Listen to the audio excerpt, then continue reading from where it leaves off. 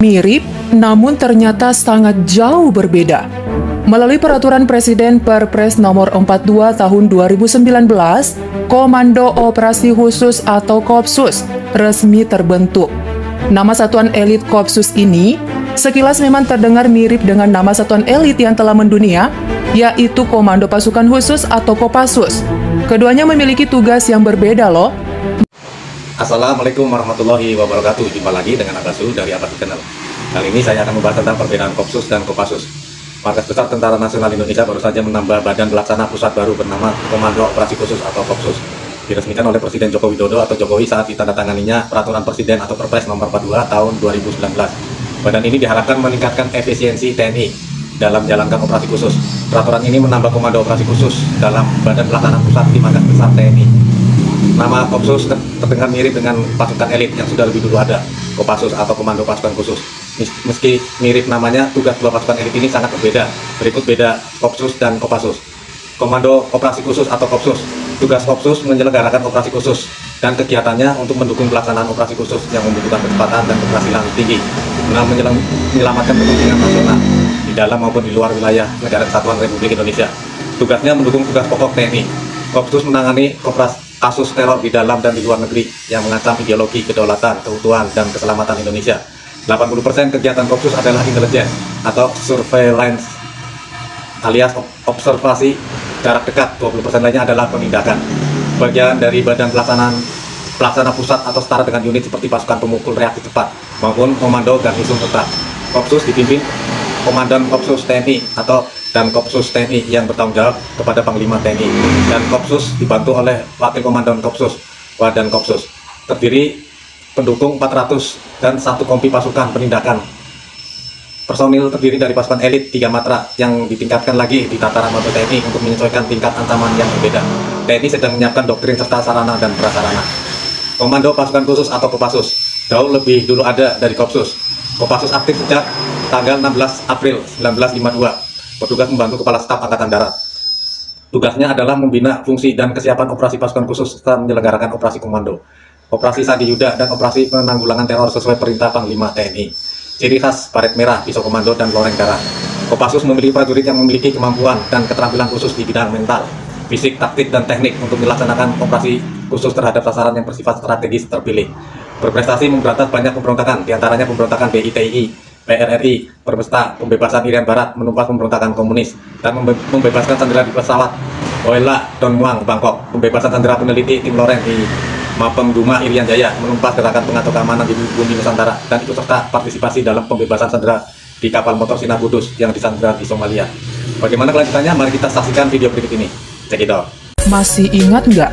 Tahun 2019, Pak Presiden Joko Widodo telah meresmikan Komando Operasi Khusus Kopsus TNI. Hal itu dilakukan demi meningkatkan efisiensi TNI dalam menjalankan operasi khusus. Tapi, mendengar namanya sepertinya tidak asing ya, mirip dengan Kopassus. Kopsus, Kopassus. Apa sih perbedaan kedua satuan ini? Penasaran kan? Yaudah kalau gitu, simak tayangan kita berikut untuk mengetahui perbedaan Kopsus dan Kopassus. Mirip, namun ternyata sangat jauh berbeda. Melalui Peraturan Presiden Perpres Nomor 42 Tahun 2019, Komando Operasi Khusus atau Kopsus resmi terbentuk. Nama satuan elit Kopsus ini sekilas memang terdengar mirip dengan nama satuan elit yang telah mendunia, yaitu Komando Pasukan Khusus atau Kopassus. Keduanya memiliki tugas yang berbeda loh. Mari kita mulai dengan Kopassus terlebih dulu. Satuan ini dikenal sebagai Korps Baret Merah, telah terbentuk sejak 16 April 1952. Pembentukan Kopassus dilatar belakangi oleh pemberontakan yang timbul dari kelompok yang mengatasnamakan dirinya sebagai Republik Maluku Selatan. Kala itu, pimpinan Angkatan Perang Republik Indonesia mengarahkan pasukan untuk menumpas kelompok keras kepala ini. Letkol Slamet Riyadi mempelopori pembentukan Kopassus. Satuan Kopassus dikhususkan agar bisa bergerak cepat dan tepat dalam menghadapi berbagai sasaran di medan berat. Jika kita melansir pikiran rakyat, Kopassus adalah bagian dari Komando Tempur Utama yang dimiliki oleh TNI Angkatan Darat yang berkemampuan spesial, yakni mampu bergerak cepat di setiap medan, pengintaian, menembak dengan tepat, dan anti-teror. Kopassus juga memiliki berbagai tugas penting lainnya, seperti operasi militer perang atau OMP. Misalnya serangan langsung untuk menghancurkan logistik musuh, anti-teror operasi intelijen khusus, dan kombat SAR atau SAR.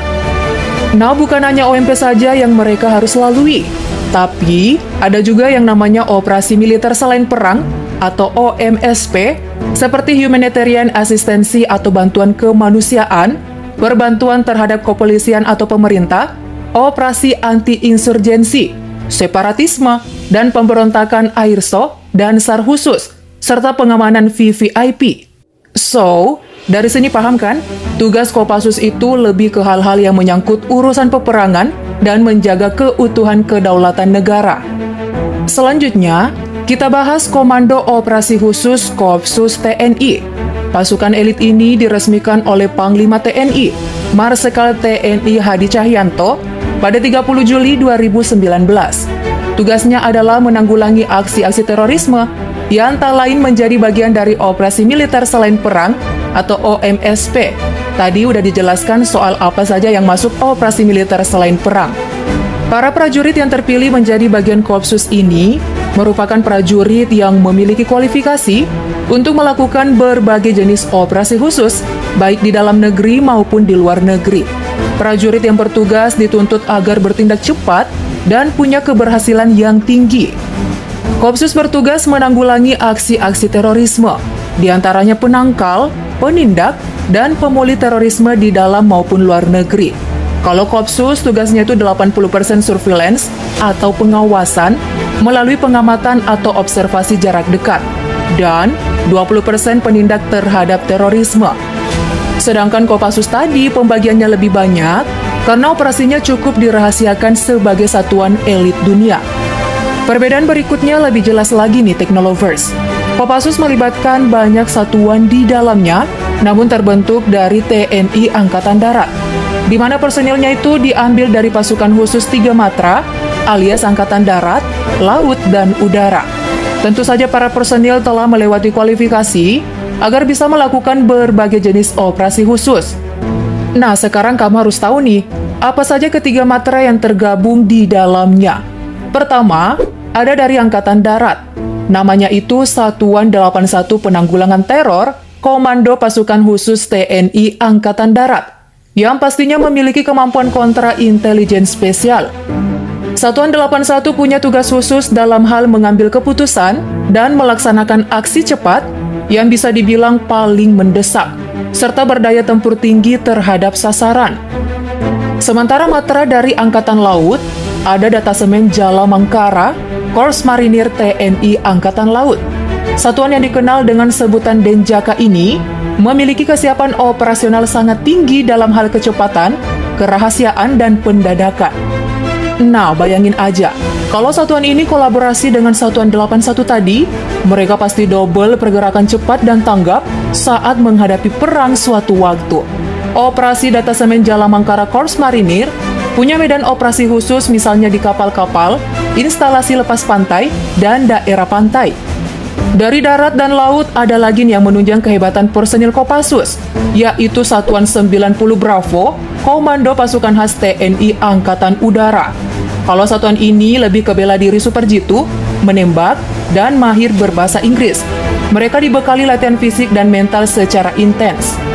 Jadi, antara Kopsus dan Kopassus sama-sama menjalankan tugas baik di dalam maupun luar negeri. Namun, operasi Satuan Kopassus lebih berat lagi. Melihat satuan ini juga telah lama terbentuk dan sukses di setiap tugasnya. Menurut laman nasional.tempo, Kopassus tercatat telah memberantas banyak pemberontakan. Di antaranya pemberontakan DITII, Pemerintahan Revolusioner Republik Indonesia PRRI Permesta, pembebasan Irian Barat, menumpas pemberontakan komunis, membebaskan sandera di pesawat Wela Don Muang Bangkok, pembebasan sandera peneliti Tim Loren di Mapenduma Irian Jaya, menumpas gerakan pengacau keamanan atau GPK di Bumi Nusantara, dan ikut serta berpartisipasi dalam pembebasan sandera di kapal motor Sinar Kudus yang disandra di Somalia. Nama Kopassus juga sudah sangat dikenal sebagai salah satu pasukan elit menakutkan di dunia. Wajar sih, Karena Kopassus memiliki prajurit dengan kemampuan dan keterampilan khusus, baik dari segi mental, fisik, taktik, dan teknik untuk melaksanakan operasi khusus terhadap sasaran yang bersifat strategis terpilih. Sekarang kamu udah bisa kan membedakan antara Kopsus dan Kopassus? Semoga informasi tadi bisa menambah wawasan kamu ya.